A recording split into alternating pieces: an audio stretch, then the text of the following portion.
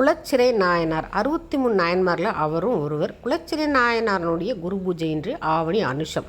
இவருடைய வரலாறு சொல்லும்போது இவர் வாழ்ந்த காலத்திலே இருந்த உங்களுக்கு மங்கையர்க்கரசி அவங்களையும் அவருடைய கணவர் நின்ற சீர் நெருமாடன் கூன்பாண்டியன் சொல்லுவாங்க. இவங்க 3 பேருமே 63 நாயன்மாரில் வருவாங்க. அதாவது பாண்டிய நாட்டினுடைய அமைச்சராக இருந்தவர் குலச்சிறை நாயனார்.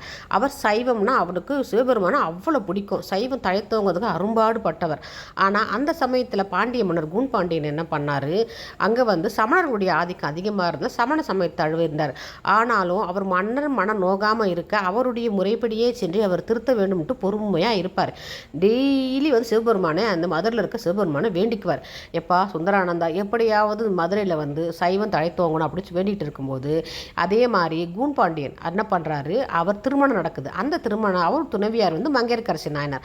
அவங்க பாண்டிய நாட்டுக்கு வரும்போது பாண்டிய நாட்டில் இப்படி சைவமே இல்லாமல் சமணர்களுடைய ஆதிக்கம் அதிகமாக இருக்குதுன்னு அவங்களும் வருத்தப்படும் பொழுது இருவரும் சேர்ந்து யார் குலச்சிறை நாயனார் அமைச்சரும் மங்கையர்க்கரசர் 2 பேரும் சேர்ந்து ஆலோசிக்கிறாங்க. ஏன்னா மன்னனுடைய மனம் நோக்கக்கூடாது, அவர் திருந்துறதுக்கு நம்ம வழி செய்யணும். மன்னர் எவ்வழியும் மக்கள் அவ்வழி, மன்னர் சரியானால் மக்களும் சரியாவாங்க சொல்லிட்டு பொறுமையாக யோசித்து என்ன பண்ணுறாங்க, ஒரு முடிவெடுக்கிறாங்க. குலச்சிறை நாயனார் என்ன பண்ணுறாரு, பக்கத்து நாட்டில் அப்போ திருஞான சம்பந்தர் சைவத்துக்காண்டி அரும்பாடுபட்டு எல்லா இடங்கள்லையும் ஊராக சுற்றுகிறார். அதாவது யாரோட, திருநாவுக்கரசரோட சுற்றி சைவ தொண்டு ஆற்றுகிறார். அப்போது குலச்சிறை நாயனார் சொல்கிறார், பக்கத்து ஊரில் திருஞான சம்பந்தம் வந்திருக்கார், அவர் நம்ம பாண்டிய நாட்டில் காலடி எடுத்து வச்சாலே சைவ தழைத்தோங்கும், நான் போய் கூட்டிகிட்டு வரேன்னு சொல்லும்போது மங்கையர்க்கரசி என்ன பண்ணுறாங்க, சரி நீங்கள் போய் கூட்டிகிட்டு வாங்க அப்படின்னு சொல்லிட்டு அனுப்பி விடுறாரு.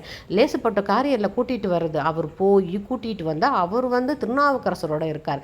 திருநாவுக்கரசர் என்ன சொல்கிறாரு, எப்பா இவர் சின்ன பையன், இவரை போய் நீ கூட்டிக்கிட்டு போறியே மதுரைக்கு, இவர் என்ன பண்ணுவார் அப்படின்னும் பொழுது, இல்லை இவரை கூட அனுப்புங்க, எங்களுக்கு பாண்டிய நாட்டில் சைவம் தழைத்தோங்கணும் அப்படின்னு சொல்லும்போது அதன்படி திருஞான சம்பந்தர் என்ன பண்ணுறார், திருநாவுக்கரசருடைய பர்மிஷன் வாங்கிக்கிட்டு அதற்கப்புறம் என்ன பண்ணுறாரு, இவரோட பாண்டிய நாட்டுக்கு சைவம் தழைத்தோங்க செய்கிறார். கூன்பாண்டியனுடைய கூனை நிமித்து நின்ற சீர் நெடுமாறனார் ஆக்கிறார். நிறைய இன்னல்கள் வந்தாலுமே அதையெல்லாம் எல்லா தடைகளையும் முறியடித்து சைவத்தை தழைத்தோங்க செய்கிறார்.